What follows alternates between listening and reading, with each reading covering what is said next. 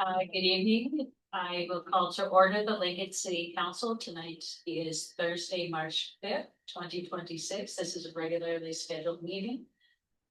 And it is 6 p.m. We could stand, if Pastor Nelson from Peace Lutheran Church.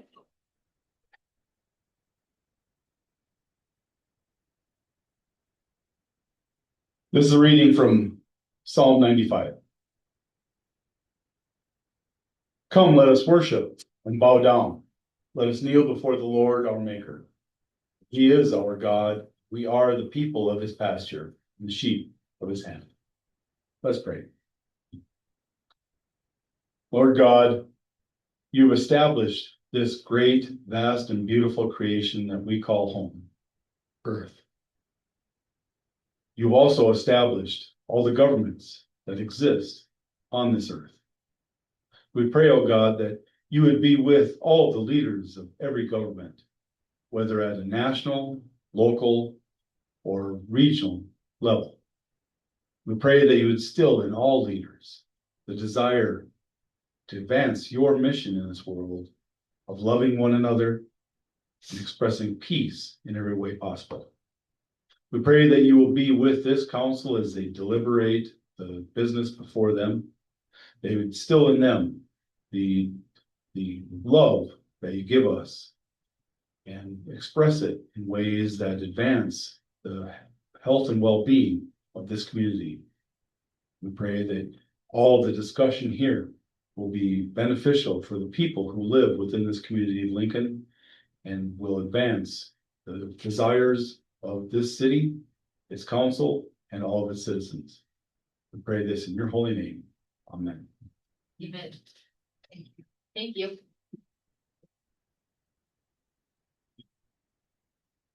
And if we could stand for the Pledge of Allegiance.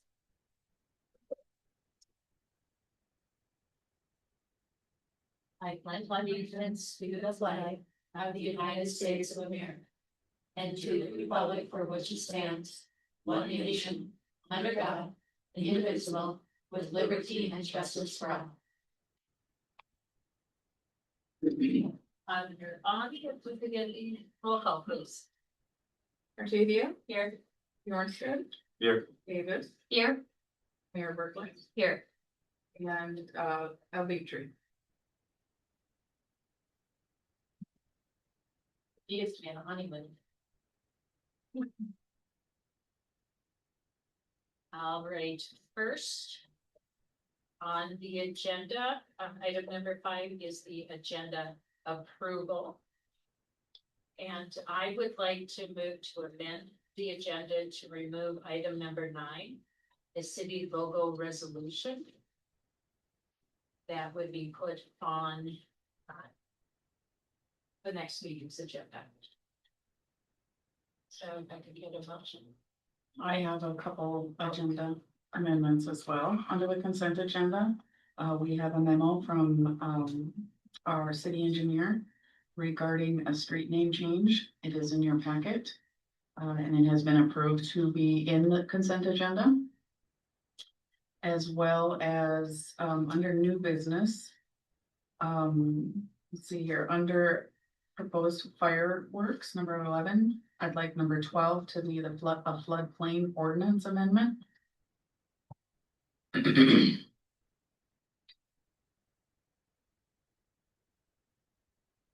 Those are the amendments I have. I'm sorry. It was the last part of it under you. New business number 12 would be Floodplain. Sorry. floodplain Ordinance amendment. I'll make a motion to approve the amended agenda. I'll second that. We have a first by Councilwoman Diaz, a second by Councilman Bjornstad. All in favor, say aye. Aye. Opposed? And so moved. And for the consent agenda, Make a motion to approve the amended consent agenda. the first by Councilman Bjornstad, I'll second the motion. a second by Councilwoman Artavia. All in favor? Aye. Opposed? So moved. We will carry on to, public comment or amending, okay, so we voted to amend the consent agenda. Now we need approval of the consent agenda, which would encompass February 19, 2026 council minutes, gaming site authorization for Nodak and Tumbleweed, and the city engineers memo for the street name change for Ridge Edition and Ridge Third Edition final plats.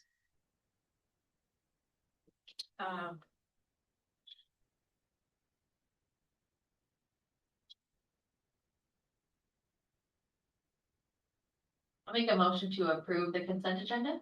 We have a first by Councilman Lewis, I'll second. second by Councilman Bjornstad. All in favor? I, Opposed? And so moved. Item number 7, we have our public comment period. Public comment period can be on any of the agenda items for tonight's meeting or on the previous. Auditor Ani, have we received any emails? No, no, ma'am. Okay, anyone online? So we have a second call for public comment. Third and final call for public comment. Hearing seeing none, we will move on to item number 8, initiative and referendum ordinance. Auditor Ani.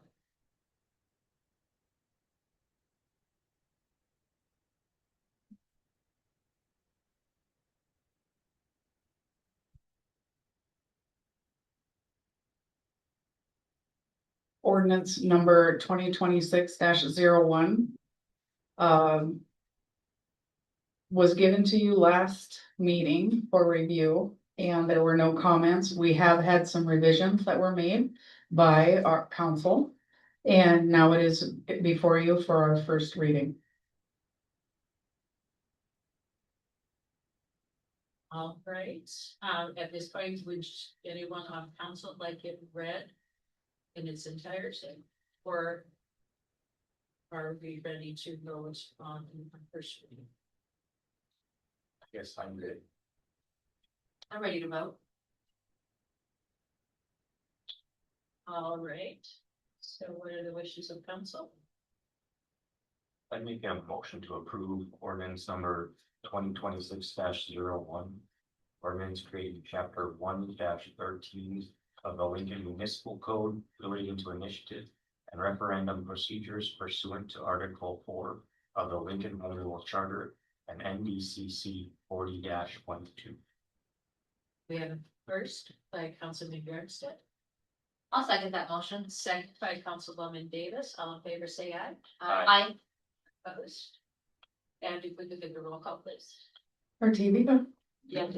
Bjornstad, Yes. Davis, yes.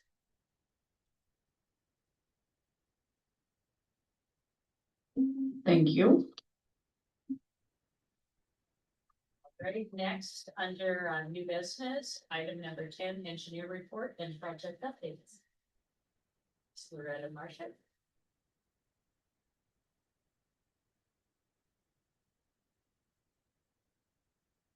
Good evening, Madam Mayor, council members.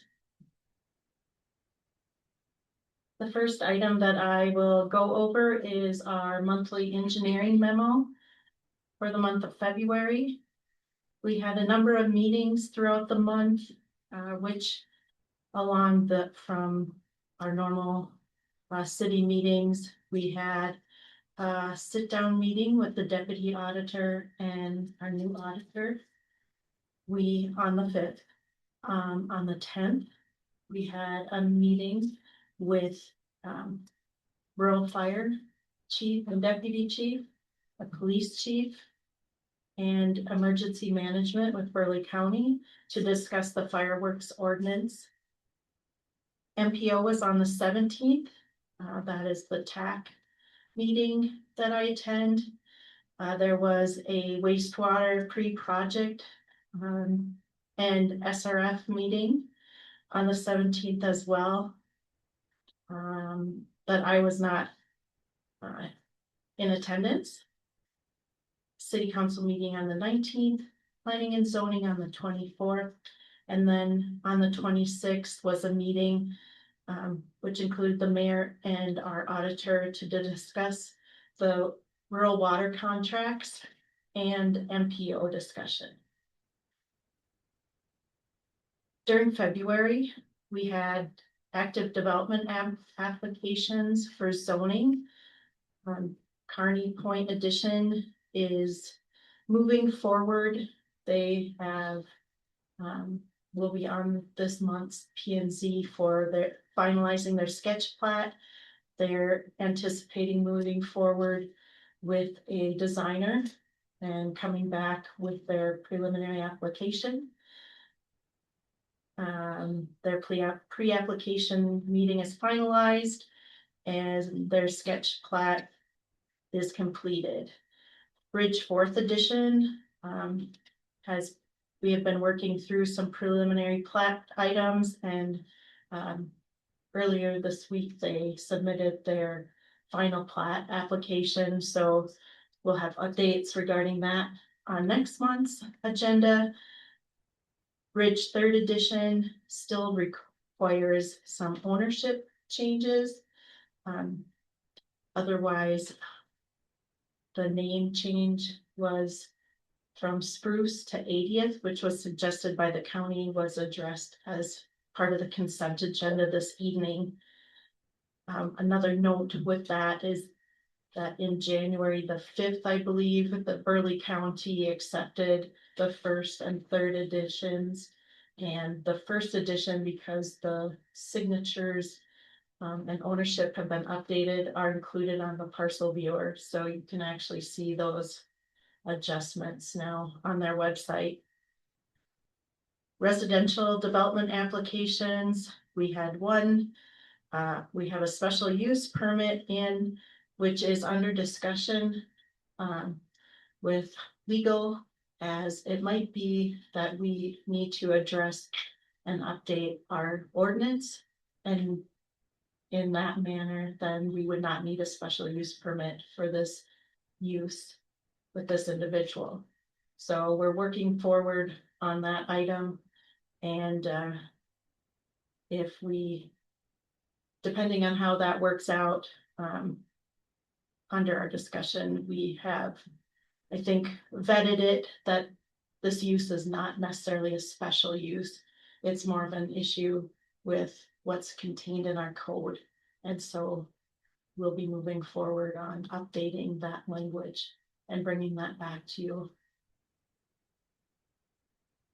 Concrete, we had a application for removing and replacing broken sidewalk. A number of utility plan reviews are in place. Specifically the Ridge 1st and 3rd edition, which is the rural areas. We're Ridge 4th. The applicant is working with South Central Regional Water District regarding pressure zones, and that's something that staff and myself and our team is also looking into regarding our agreements with SCRWD, and we are putting together a technical memo that will help explain all the language that's included in those contracts and how that impacts the city and what does that mean as we move forward with development. So when we get that finalized, that will be out to share as well. Some other items to touch on. We had a request and shared some examples of Dickinson's program for an annual maintenance bid items, so that you could work, request bids from contractors for typical annual maintenance type items like concrete, and use that bid that you received from the contractor throughout the construction season. Dickinson also has a program attached to that for sidewalk and concrete work that's within the right of way. So I included that information as well. Just to share and give some options of how we could maybe do some things different as we move forward. We are, as I was going through some of our reviews, I have updated our procedure manual and the document that goes along with it so that it aligned with the code. Pretty simple item, but just wanted to bring that forward. We're also in progress with the capital improvement plan. We've mentioned this before. Bringing in items that we can merge together on projects. We have a number of street projects already in the loop. We know of some other utility type projects, and we're working to get numbers with those, funding options, and how can we work to merge those together into one project. So if we have multiple projects in one area, let's pull them together and make one project out of it, reduce our cost. We are finalizing the zoning map. We're looking into a full-blown comprehensive plan update, and we're looking at one ordinance regarding fireworks this evening, but still working on that beautification ordinance and others as they come forward.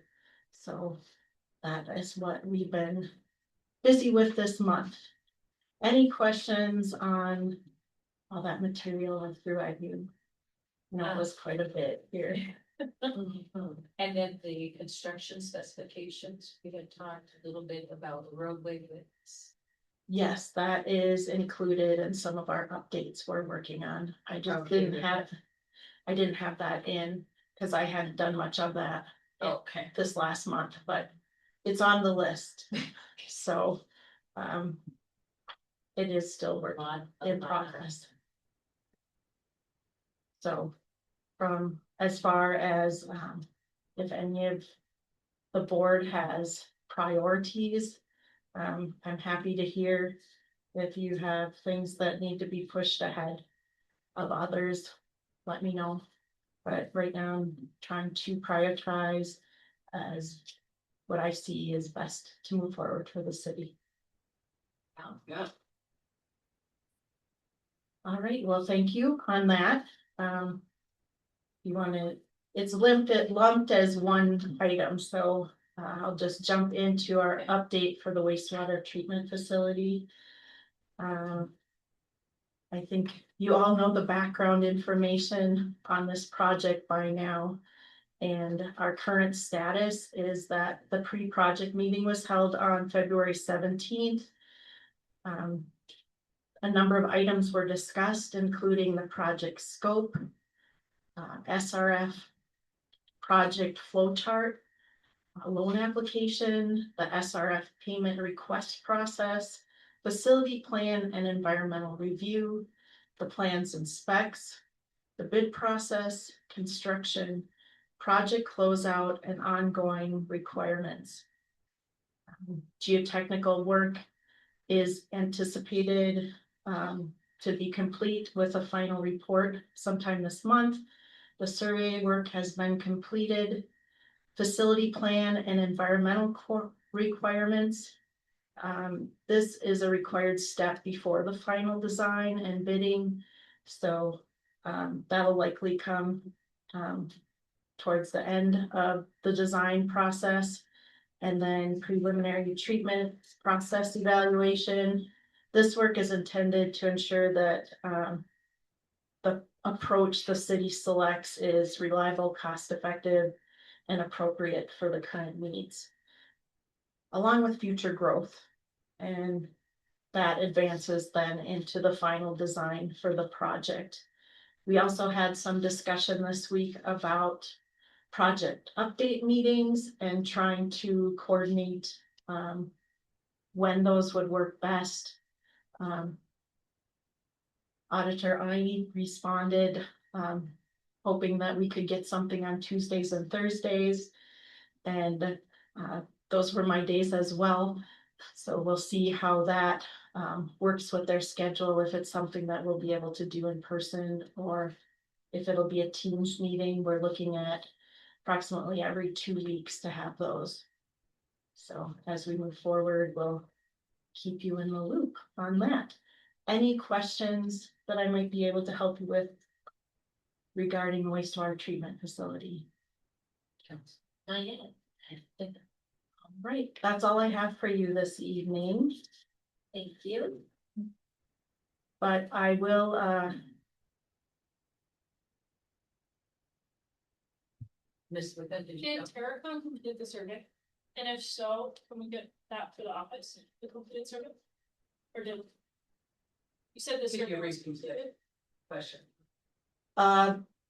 you're asking if Terracon completed the survey. So Terracon did not do the survey. They did the geotechnical work. That's completed? So that should be completed this month. Oh, okay. My understanding is that Apex completed the survey work. Okay. And so we sure could reach out to them for that survey Can we information. have it for the administrative office? Yeah, if- are if you it's looking for a available. map or what? Just details on the completed, probably good. Okay, yeah, just let me know what you're looking for and we'll make sure that we can get that from them. That shouldn't be an issue, I wouldn't think. All right. That's what I had for engineering. All Thank right, you. Thank you. Thanks. And next on the agenda is the proposed fireworks ordinance update. I'm hanging out because I didn't know actually who was gonna bring this forward. So there was a lot of staff involved in bringing this final version to you, and you probably are only seeing the clean version this evening. I have extra copies if you don't have it, but I believe it's in your packet. It looks something like this.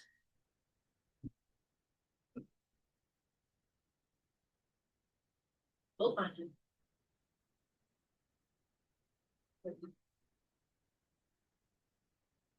I just share with the board that, as I mentioned in my report, there are a number of us that got together to look at our existing ordinance and discuss what needed to be revised.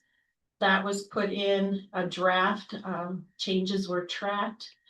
And when we got to what we felt was a final version, we shared that with our legal team, who then had comments.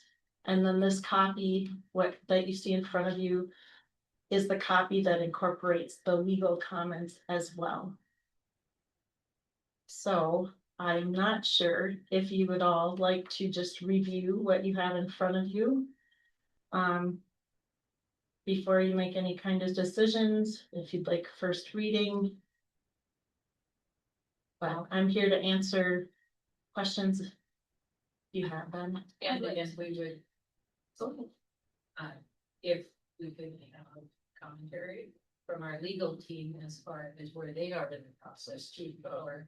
Yeah, so the version that you see here today incorporates our edits to it, to the ordinance. If the council chooses to have a first reading today, that would be in line with having the public notice requirements for a public hearing, second reading at the next regularly scheduled council meeting. Because there is a zoning change incorporated in this ordinance, so that's why we need to have a public hearing on it. There is some stylistic changes that I would make just to fit with the structure and organization with the code. But I would do that after the first reading for final approval at the public hearing and the second reading, which was permitted. Because it's not, it wouldn't be any substantive changes, it would just be in the stylistic that what is already existing. And one of the concerns being addressed as far as why we've got this for a first reading tonight is because this has to do with the fireworks sales Correct. And where those sites can be set up. And we do historically have a number of vendors that sell within the city of Lincoln, and getting this through, it's not a finalized, it's just a first reading.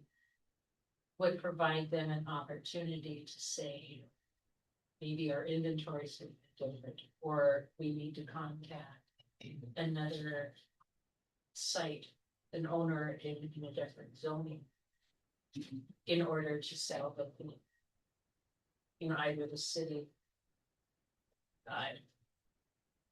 inside city limits or outside of. So it doesn't have anything to do with shooting off the fireworks. It is simply who's going to sell, where they're gonna sell, either within the city limits or outside. So just a little background on that.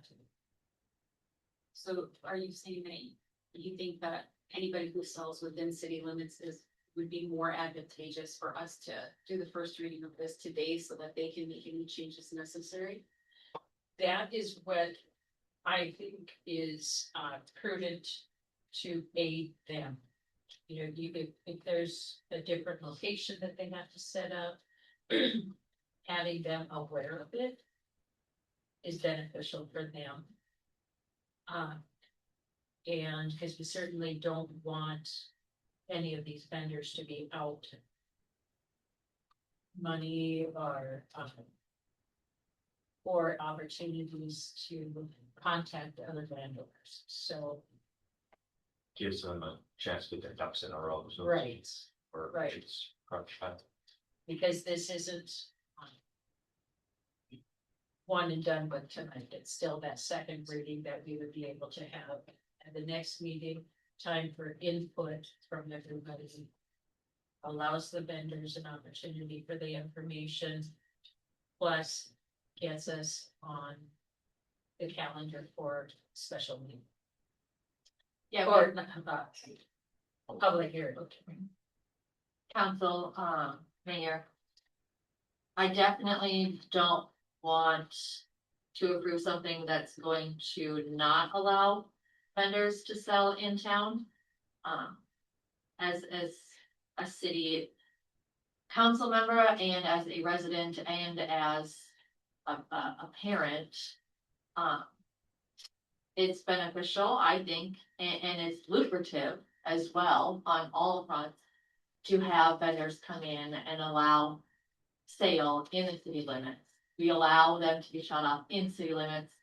So there shouldn't be any discrimination of why you can't sell them in city limits. We could use that. So as long as that's allowed, right? I'm all for updating ordinances. I just don't feel like as a council member that we should take that option away. This doesn't, the ordinance as written doesn't restrict, it just clarifies where the stands can be located. In Right. specific zoning districts, so there's no restriction on sales other than to the age of people who can buy. And there's a requirement that the vendors have an 18-year-old supervising each sale as well, Right. but those are the only restrictions. And Chief Fire, if you would like to make comment. Good evening, Mayor, council members. Again, one of the things that we worked on and we strived for with this is to make sure that this ordinance, the updating of this ordinance, provides safety for the citizens. I'm not saying that a fireworks stand is not going to be affected where they're going to be located, but it does not prohibit them. So due to some of the stuff in here, there could be some fireworks stands that have to move to a different location, but that does not prohibit them from selling in there.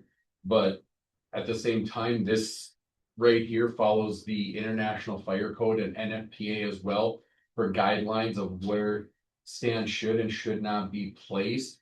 So I would caution you to stay with this For the simple fact is this provides for the safety of the citizens of Lincoln and the businesses within the city of Lincoln. And that was, again, the whole reason that we went about this, so. Even if a stand has to move, that doesn't limit them from selling in there, but it does provide for the safety of the citizens, so. That is one thing to definitely keep in mind. The whole goal of this is not to stop anybody, but at the same time, provide for the safety. And that is my job as the fire chief that protects this town. And I believe everybody up here that has elected you guys as officials is where our job is to do what's best and for the citizens and also to keep them safe.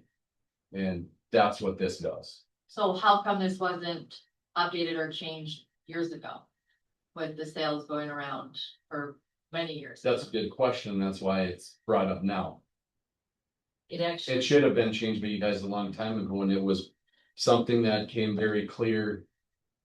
With one of the stands being right across from a residential neighborhood, and then I started asking questions. And that's when we found out there was no strict guidelines as far as where stuff should and should not be, and that's why we're where we're at today. So what's the difference from a stand being by residential or children in the residential area lighting them up? There's a huge difference. You have a small amount of fireworks, or you can have a large amount of fireworks that explode all at one time. So if you have There's also a lot of people that bring like truckloads. You know what I mean? But So that is it's still- devil advocate. There could be a house that has 30 people that come and they all come, because there's people in my neighborhood that do it. And they all bring fireworks, right? So I mean, if a catastrophe is gonna happen, which they do, right? There was a boat that, or garage, right? That caught on fire, was the fireworks in the back of a truck. That wasn't on all the way, so yeah, things happen. But I'm just being devil's advocate, if it can happen there, it can happen anywhere. And I understand what you're saying, but at the same time, I cannot do anything about residential. This is stuff that we can control, and even if you have 30 people, that is a fraction of what you would have at a fireworks stand or a fireworks trailer that could go up all at once and shoot stuff everywhere. Again, at the end of the day, it's all about safety, so again, if you're gonna say that you don't wanna push this forward because you don't wanna do it, then you're also kind of taking a stance that you're worried, safety isn't a priority, and I can't stand behind that. So most of the fireworks, right, are housed in either a trailer, right, or a shipping container. So if they were to go up in a shipping container, they're contained, pretty much. I mean, fireworks aren't gonna go through a shipping container. They will go through a trailer, probably. Mhm. So I mean, if we're having a stand that has shipping containers and all the fireworks are in there, I don't really see how that could cause a bigger issue or problem to the residential area. Cause they're not outside being sold. No, but you're going off the premises that they're gonna get that door closed and that they're gonna be fully contained within that shipping container when they start going off. When they start going off in every direction, you're not gonna get those doors closed. I would probably argue that some of the explosive power of the fireworks today could potentially open up holes in a shipping container. Shipping container, I doubt. shipping container, they're actually very well confined within a shipping container, but a trailer not. But you're going along the premise that the shipping container doors are going to be closed. When one starts going off, you're not gonna get those shipping container. There's no way of knowing that those shipping container doors are going to be closed. And there's no safety measures to say that they're gonna automatically close. It's up to people that are standing by. I've seen when dumpsters and stuff have even gone up to where stuff has gone in there, and just those alone created chaos for us. Just a dumpster, we're not even talking about large amount of things. We had a fireworks trailer that went up last year, not in city, but up north. Thank God they had the presence to move it away from the fireworks tent with a front end loader very fast. Otherwise, that would have been catastrophic. The whole tent would have went up. And everybody around there within 1,000 feet could have been, so that's the thing is. We want to keep that, there's certain things that are gonna be there, and this is following. What everybody else in Burleigh, like what with Burleigh County. And stuff like that, you're not taking it away because you're still allowing them in the city. But we're putting a safety factor on. And that's the whole thing about it. So. So they still have every right, still have every right to sell in the city. The city is still gonna see those revenues and everything that you're talking about. We're just creating a safety factor for everybody involved. And on the 4th of July, things are dangerous enough with the discharging of fireworks and those things, and we want to take this piece out of it that we can control on the commercial side from a fire safety aspect. Can you guys, somebody who's been involved with this, speak please to us about what is going to really change and how it's gonna affect the sales within the city, what that will look like? So basically on section 4, your site and setback requirements, that is one big section that is in there that you guys will, that I don't think was in there at all before, correct?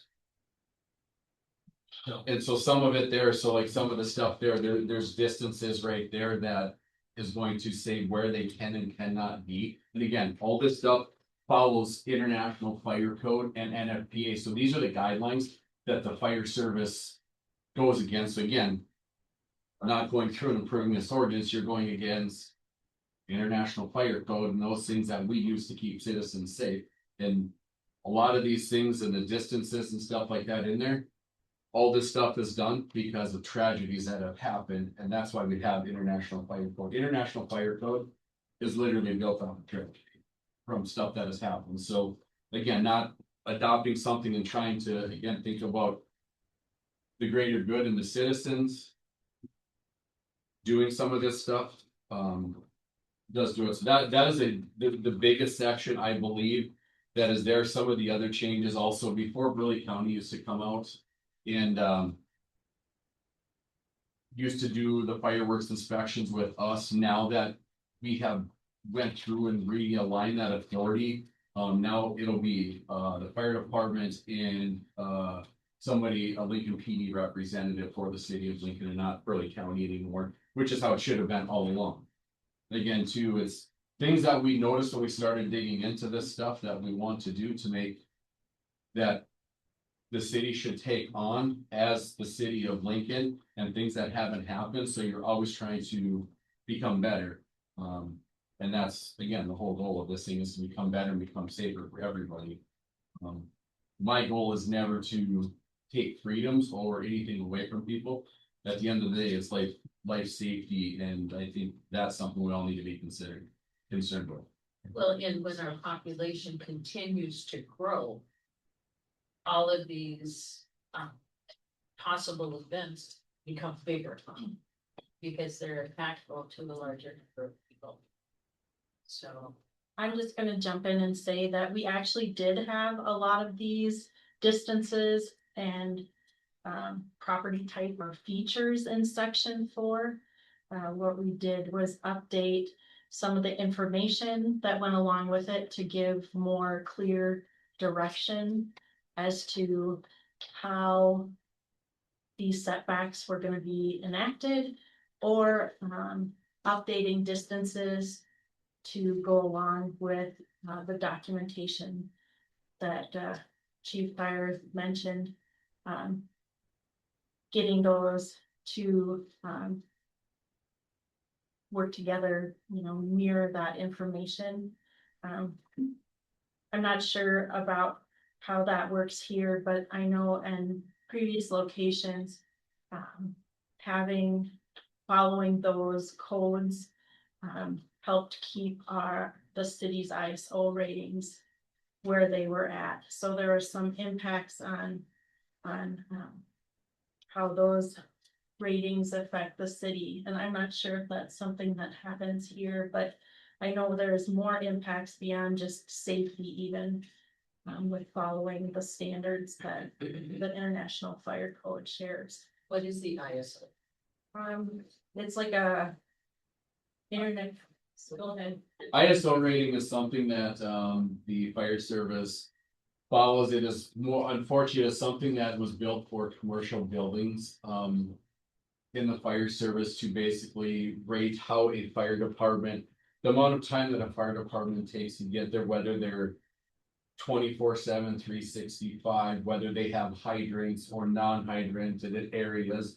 So water source all becomes a big thing. So right now, you guys are with the size of, with our department, the ISO rating that you have is the best that you can have without the department getting larger, like having more on-duty staff. Like if you'd go backwards with, like, say, like to a volunteer fire department, like if Lincoln ever decides to go down the road of getting its own fire department and we no longer provide protection, your ISO rating would shift. Now, what that means is there's a lot of insurance companies that, even though it's meant for commercial, a lot of insurance companies use that to rate insurance policies. Home policy, insurance home policies. So premium, the higher your ISO rating, the higher your insurance premium will be, and it can be hundreds of dollars. So I have another question. Were the vendors that sold last year in town met all of these codes that are in here now? That I don't know for sure, but I don't believe it. I believe that some of them will not. Again, that doesn't mean that they can't find another area in the city, like one of them that caused us to start looking into this stuff. He called me already in January and said, because I told him that something was going to be coming, we were going to be changing stuff, and he said, that is fine, and he knows that, but he needs to know so he can find a proper place to sell fireworks. If it's a piece of agricultural land around, around the city or something that's near to the city, they need it for 2 weeks. There's a lot of farmers where they can rent land from and those things. That's not in city limits though. I know, I'm just saying that's an option for them. In city limits, there's other areas that are possibilities. Can it affect, is it going to affect some? Yes. Which ones, I don't know, or off the top of my head, but it will affect some. Well, we only have 2 that are in the city limits. There's, So, there was 3 or 4 last year. Within city limits of selling? Okay. There was one in Crystals, there was one in the Tumbleweed parking lot, there was one in DJ's parking lot. Proximity on the corner over there. And then there was one, and then there was red, white, and boom on the corner by the acres, so there was 4, for sure. And all of them are within scope? No, some of them will be affected by it, like the red, white, and boom one, the one we're talking about, the shipping container. That one, schools, daycares, hospitals, places of worship have to be 300 feet from the property line. So He was right next to a daycare, so again, I don't know the exact footage, so it could affect him and it could not. He also has to be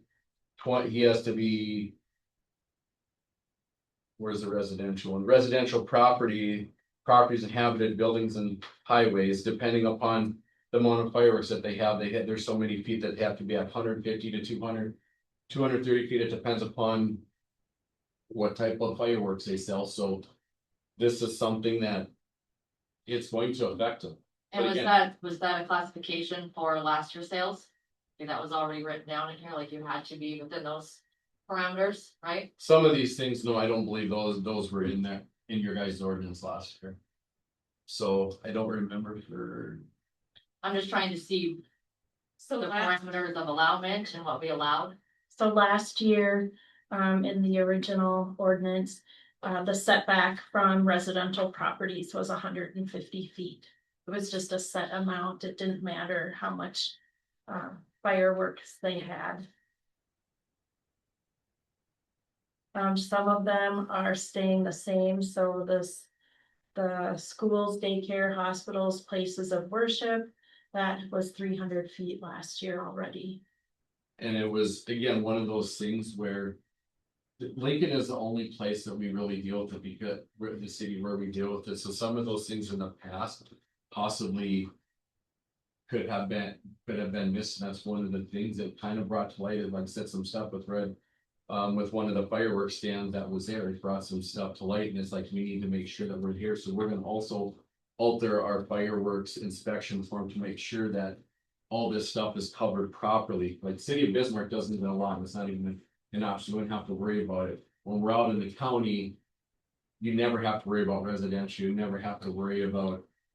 The commercial buildings from where they're at, they're out in they're on the middle of their fields. And they're never around. Close to any churches or anything like that, so again, there was a few things in there. But like I said, there's a good chunk of them that weren't, and that's kind of where we're at to make sure that we're 100% there. And again, just because it was missed last year, that doesn't mean we shouldn't move forward with it this year because of. They've been there a couple of years now, right? No, I Red think Wayne 2-3 Boom years. Stiff, they were. Well, they were Mhm. right up next to the curb one year, and then told them I kind of had a problem with it, and then they moved back farther from the curb. So they were farther away, and I think they would have been possibly in compliance with the residential properties, but then they're also within, probably were closer than 300 feet of a daycare. And that stuff was not in there last. So, Well, like I said, already you had said that within 300 feet of a daycare was in there last year. where was it? Yep, yeah, it was in there Wasn't last year. Okay. But there was some stuff in their property line, so there was some stuff that was. Again, there's some stuff that we probably needed to check on closer. And the thing was with that too is we need to know, and I think one of the other things that came about with this here is working with the city more this year, again, when people come in and do their permits, of showing exactly where they're gonna put it, and we can kind of look at some of that stuff like right up front before the permit is issued, making sure that they're on the right zone property. They're not going to be within any property line or anything that goes against it. So I think one of the things, and we even ran into this within Burley County, is once they're up and set up, it's hard to go back and tell them to tear down and stuff, because fireworks is such a short time frame. So we needed to, again, that one stand kind of just brought everything together. It was a blinking light, and again, too, fireworks is something that has been a hot topic in Burley County that I've been working with as well. Just because we're trying to make sure, again, at the end of the day, we don't want to stop anybody's fun. We don't want to stop the sale of them, but we want to make sure that people are safe. So this is also something here, now that we have this and we have this whole ordinance, hopefully, hopefully it goes into place. We're gonna be able to take this here and alter our fireworks inspection form so that we can make sure that all of these are being met. And again, too, if all this stuff is in there, this is something that should be given to all the vendors prior, and this is something why I've been pushing for it to get done, so they know that stuff. And again, if they know this stuff ahead of time, some of them, this is the only thing that they do all year round. This is their livelihood. So if they know this stuff, they're going to work and be in compliance. Because they want to do this. And that's why we need to give them the time to do it, and why we want to do this as soon as possible. Well, and not only that, but if you look at, underneath the property type.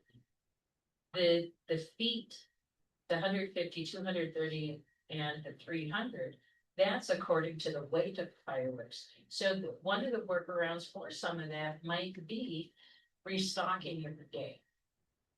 Not bringing in the entirety of it on day one.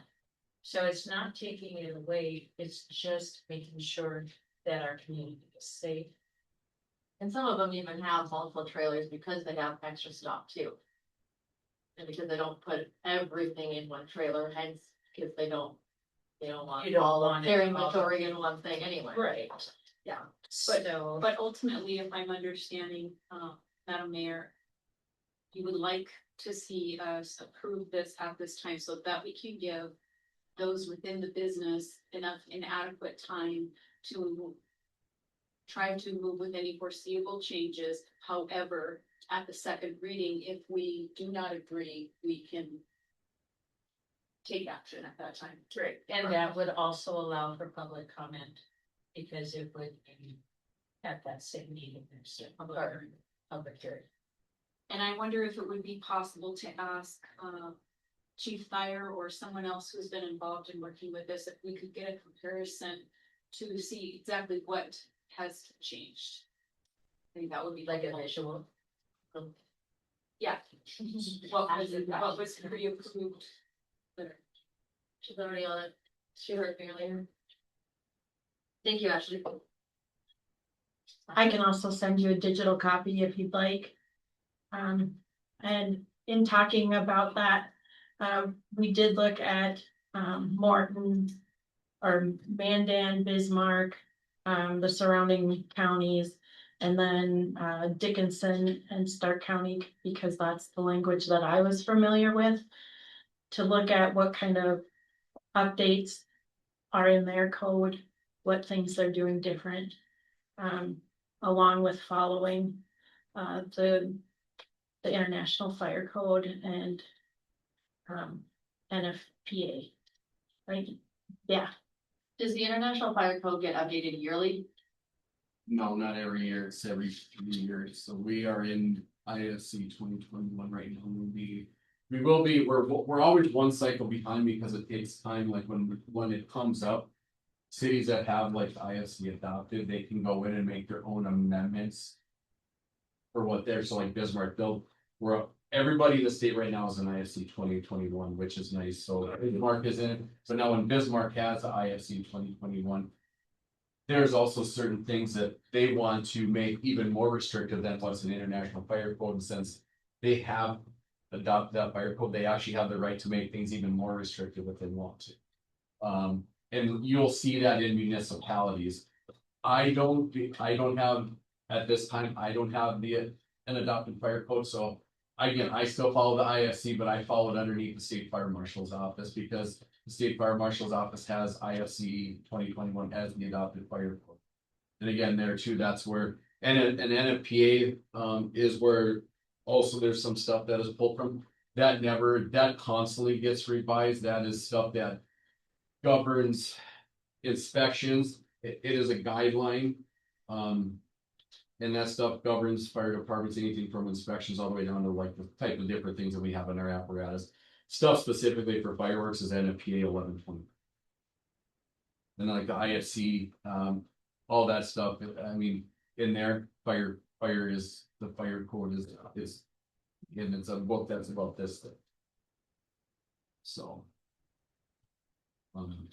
So, like I said, right now we are in that 2021, answer your question, we will be eventually moving to 2024. And again, too, if something within there changes, that is something that we'll probably have to, again, when we adopt it, that's gonna probably be within the next year and a half.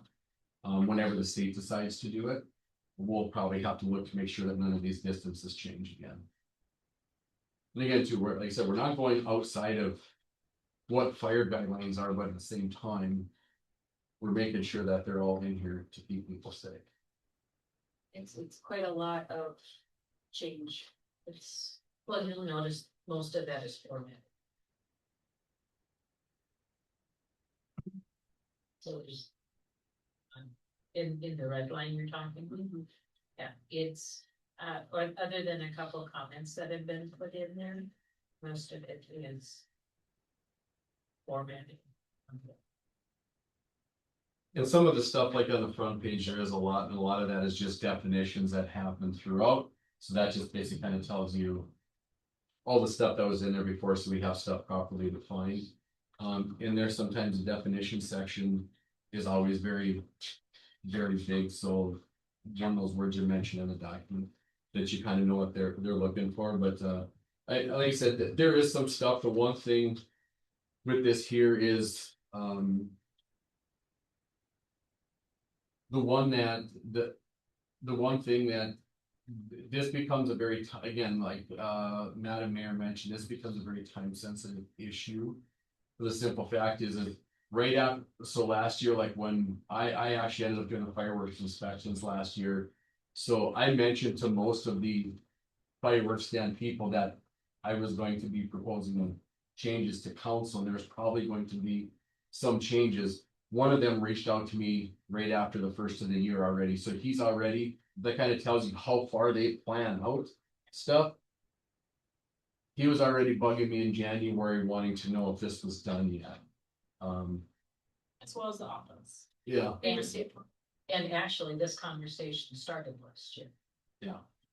So, it was just the time frame in order for it to be implemented last year. It was a little short. I do want to make a comment. I was part of, I suppose about half of the first, of this last meeting, and there was a lot of structural changes. There were things in places that should have been in a different section. So I was noticing a lot of that. I was making a lot of those changes, as well as, there was actually some restrictions that were taken off, if I remember correctly, in the, extinguishers. So I know you're seeing more parameters around it, but there were some lifted as well. What we did have was was too restricting as far as what was needed for the extinguishers, correct? Is that what it was? If I remember, yeah. Yeah, Any change that was made to the document is red, so there's correct. some stuff that was deleted, there was some stuff moved around, and even if it's We moved moved, around. yeah, we moved it's a lot red. around It's red. just because structurally wasn't, things weren't where they could have been in the original ordinance.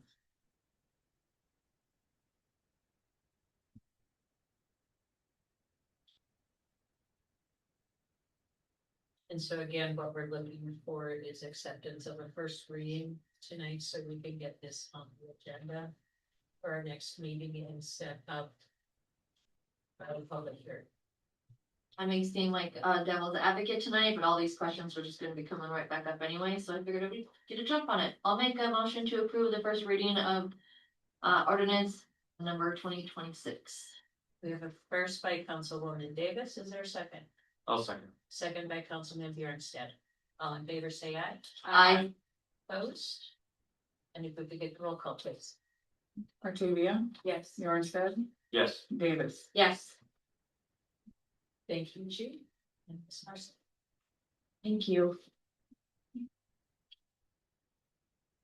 Next on our agenda, we have the floodplain ordinance. Mayor Berglund, council, we have been brought to our attention by legislature in 2025 to update the FEMA's requiring it, that updating of the floodplain ordinance. And this is just an amendment only to the April 18th, 2024 ordinance that has already been passed. On page 10 of that ordinance reads a section from the North Dakota Century Code, but with legislature, the section has changed. So this is in fact just the amendment of the change of section of where it's located in Century Code. Nothing about the ordinance is changing, but because it is involving zoning, there will need to be a public hearing as well if the first reading is done tonight. Issues of council and this attorney. We worked with the auditor to present what is in front of you today, so, I would echo, what the auditor said.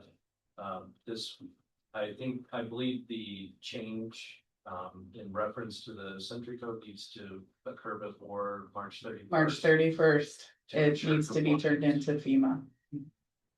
So this needs to be adopted before March 31st. Make a motion to approve the ordinance number 2026 for the amend floodplain district. We have a first by Councilwoman Davis. Is there a second? I'll second the motion. Second by Councilwoman Artavia. All in favor? Aye. Opposed? If we could get the roll call, please. Artavia, Yes. Bjornstad, Yes. Davis. Yes. Next, we have item number 12, 13, 12, is the attorney report. Yeah, so this last week we helped work with the auditor to finalize the floodplain ordinance that we just had the first reading of. We worked with the auditor to finalize the initiative and referendum ordinance that was at its first reading as well tonight. We were working with the engineer on the fireworks ordinance that we just had a discussion on as well.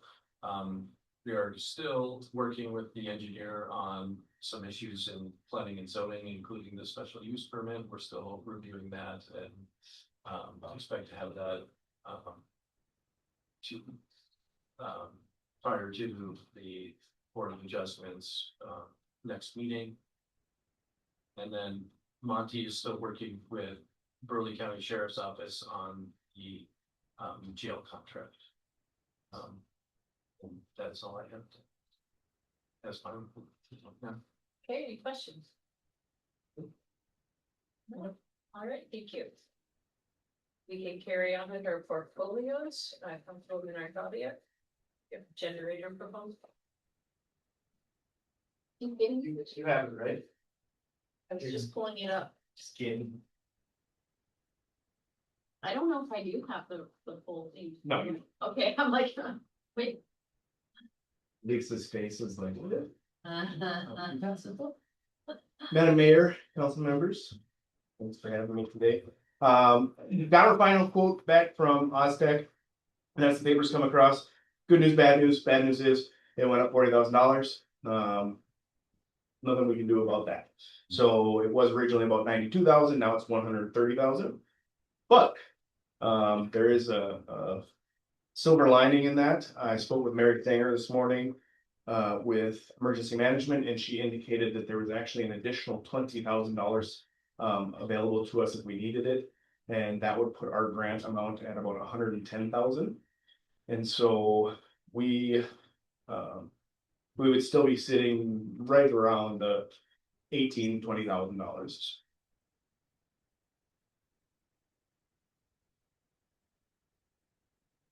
And that's my share. Any questions?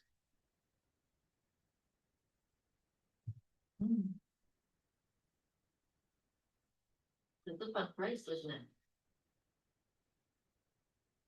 And how much would the cities?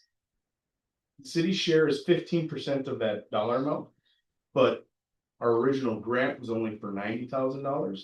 We're getting an additional $20,000 from Mary, so we would have 110,000 of the $130,000. And As far as grant dollars? yes, and in speaking, so of course, knowing we have to pay full upfront and get reimbursed. And if we're curious about that turnaround time, I would turn to Chief Fire because I know they just had theirs done and he said that they got their repayment quite quickly.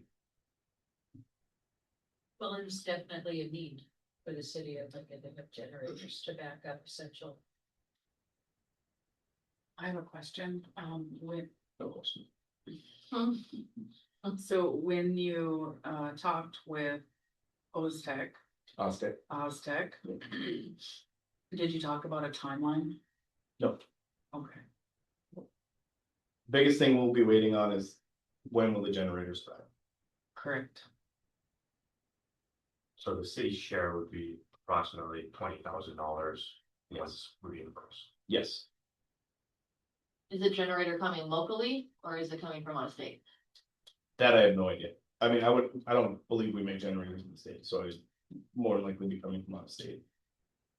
They're ordered through like, they're ordered through like a local vendor here, Yes. but they will come Outsourced. from the factory Yes, wherever they're built. But yeah, I think it's through a local dealer. Yeah. So what we're looking for is approval to accept the lowest qualified bid from Mostech. For the $130,337.62. yes. Which the city will ultimately end up paying someplace around $20,000 once we're reimbursed for those costs. And can we just remind everybody, was this approved previously in the budget? Yes, it was. I'd have to, oh. Yes, I wrote it in the 23, the 24, and then I see it's in the 25. And So- we had a certain dollar amount for that too, right? It was 50,000 at that point, so that 20,000 does cover that, or it is covered under the budget line item. I'm hoping that we can get everything done this calendar year. So what are the wishes of council? I'll make a motion to go ahead and approve, the purchase of this generator. We have the first, I'll second. and it's first by Councilwoman Artavia, second by Councilman Bernstead, all in favor? Aye. Opposed?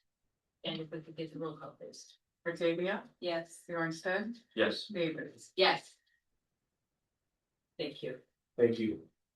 And what we do need to do is go back, I'm sorry, we'll get back to the portfolios, but for the ordinances for the proposed fireworks and floodplain, we need to approve for public hearings.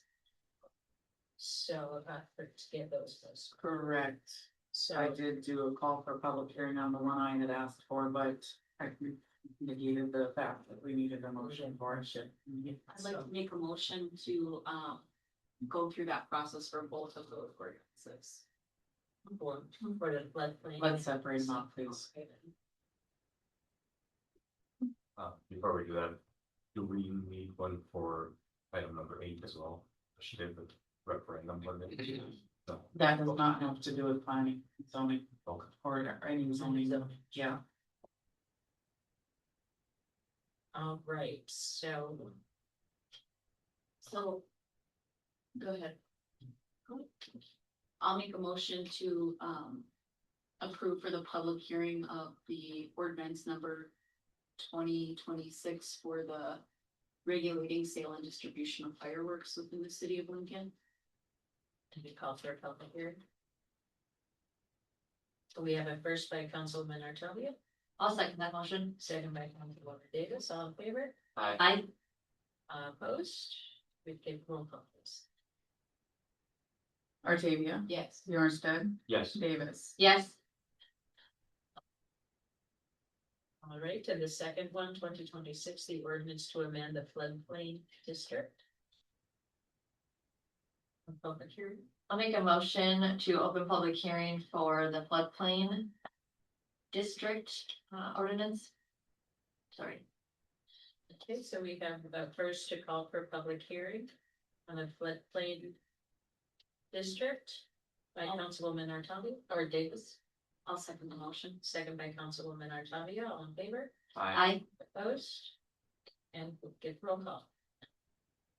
Artavia, Yes. Bjornsted, Yes. Davis. Yes. Thank you, Jordan. Next, we'll carry on with Councilman Bjornsted, I don't have any updates for my portfolio right now. Councilwoman Davis. The office has just been busy trying to transition, and get all the things in order, the daily tasks, and we are still gathering stuff for audit, so that's all I got. Perfect.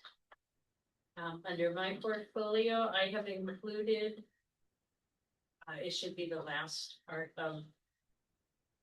Your packets, a review of looking at.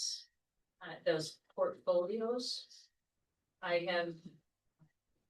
Mentioned a couple times, instead of having department portfolios, having it more task driven or project driven. So, we do have reorganization after the election, so that would come that first meeting in July. So I was just, going to provide you with information. On where I was thinking would be. An opportunity for us to. Lay out more direction as far as those portfolios. The information is there, what each of the portfolios would consist of. And then the very last sheet is a breakdown of the assignments. To where we could, as a group, look at, this is where our interest in, this is where our confidence would be, working within that area. The city staff, that would be involved within that, second liaison, and then how often that would be recorded or, presented to council. So if you would just take a look at it, maybe give a little insight, mull it over, there may be things that you don't think are necessary at this point, within the city, or things that aren't in here that might be beneficial. And that's what I have for you tonight. And then this will just be discussion over the next couple of months, so. Auditor Ollie.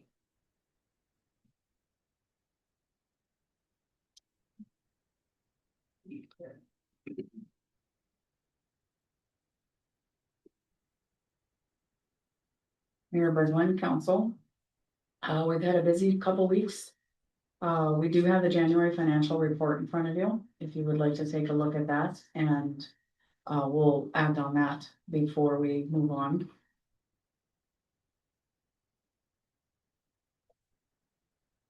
It went pretty smoothly. There was a few hiccups, but deputy auditor came to the rescue. So that was nice. So your January is balanced and I'm already started on February, so.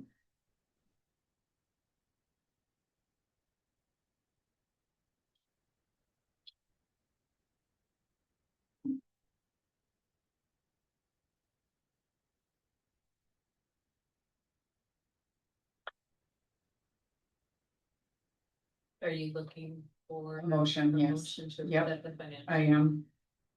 Make a motion to approve the January financials. We have a first by Councilwoman Davis, A second. second by Councilman Bjornstead. All in favor? Aye. Opposed? And if we could roll call. Artavia, Yes. Bjornstead, Yes. and Davis. Yes. Now that you had a time to look at our balances, one thing I would like to move forward with this evening, and I've talked with Sarah Baki, she's the manager at the Dakota Community Bank. We have there's liquid cash of $8.8 million in our checking account. And what I'd like to propose at this point, it is making 2%, which is it's close to a money market account rate. But what I would like to do is I would like to move some of that into a short-term CD of 6 months. And that would be at 3.9%. And the dollars that I'm looking at is 7 million is what I'd like to move into CDs. That leaves us with the 1.8 operating. But we also have 3 other CDs that are coming up in May that will help relieve if there's any downfalls, which I don't foresee that happening in 2 months. But I'd like to share some of the numbers with you of what can happen by moving $7 million just for the short term. The total interest paid on that $7 million would be $137,621.92 in 6 months. And if it stays where it's at, that amount would be $70,292.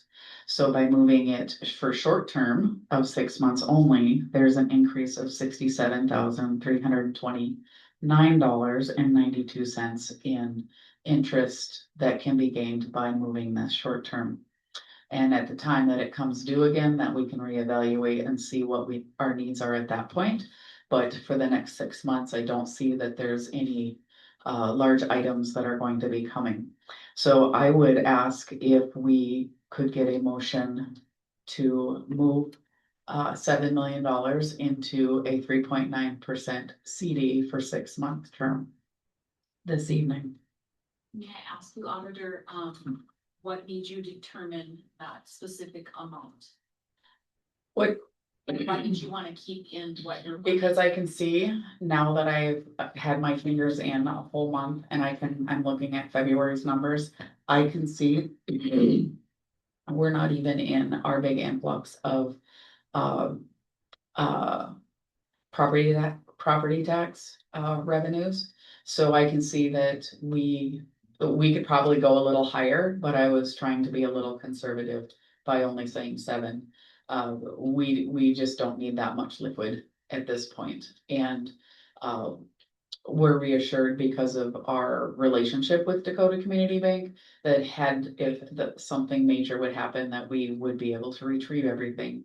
And she would go to bat to try not to be penalized for withdrawing early. But if that being said, there's also 4 million. I think it's 4.4 million that's in CDs right now. Those free up in May. So there's a staggering of sorts that it definitely will need to be managed on what needs to be liquid and what doesn't. I hope that answered your question on I the just wanted longevity to of hear it. you say that you were being conservative in those numbers, and that you were sure what they were and why they were. Yes, and that is being conservative. I'll make a motion to approve 7 million going into a 6-month CD at 3.9%. I'm sorry.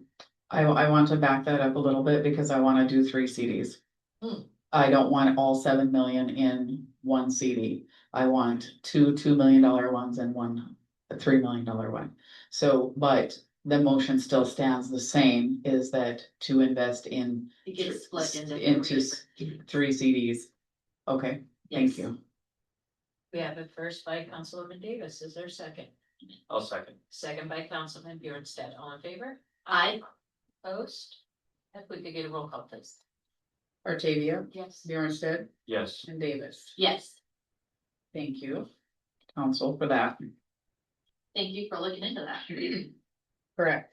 I do have one more item. Actually, our deputy auditor has an item after this last piece here. EDC has an update. They are looking at, I'm just giving you just an update of what they're up to. They are applying for a T-Mobile grant. They are looking at a digital sign here on the corner. And that is a $50,000 grant. They're also looking at the AARP, that's the Welcome to Lincoln signs that they'd like to do out on, I'm sorry, I get my streets mixed up. Lincoln Road and 66. So they'd like to, and that's a $15,000 grant, so they'd like to get 2 signs welcoming people into Lincoln. And then they're also looking at the community foundation. So they want to do a business study, and that is at 25,000 for that business study. It's similar, and the same company that did the daycare, the housing, and the senior citizen study for them. So they're tracking down and applying for grants for those items. And with that, I will give this over to Deputy Auditor on the IT.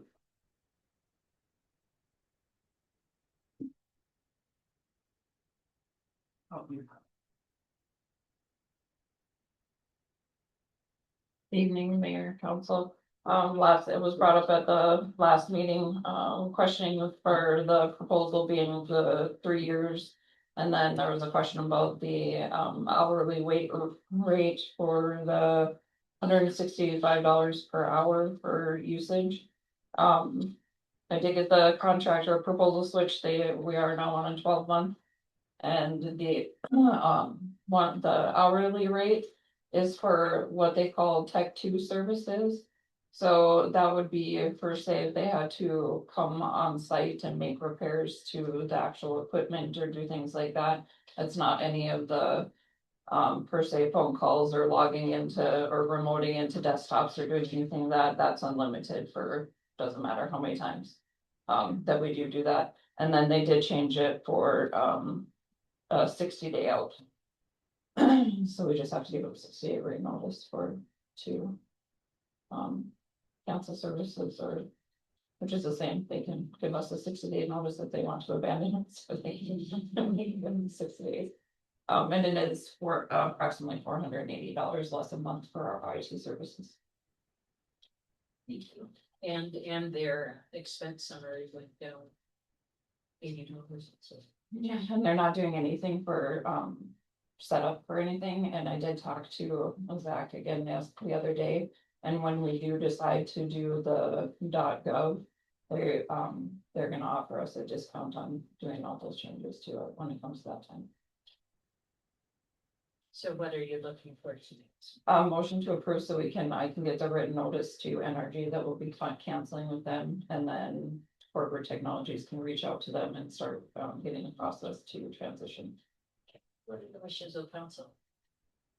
I make a motion for deputy auditor to move forward with these IT. We have a first by Councilwoman Davis. Does it need to include that we cancel with NRG? And also cancel with energy.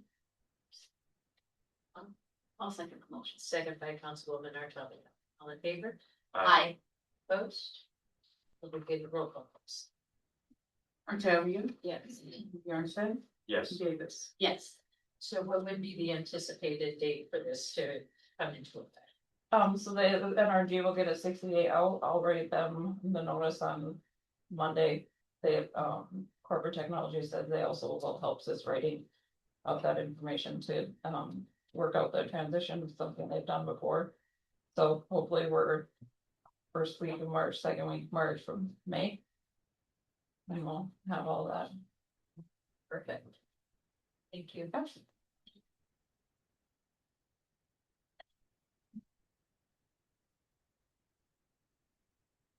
Honey, anything else of yours? Oh, no. All right, seeing or hearing? No other? I will call this meeting adjourned. It is 7:21.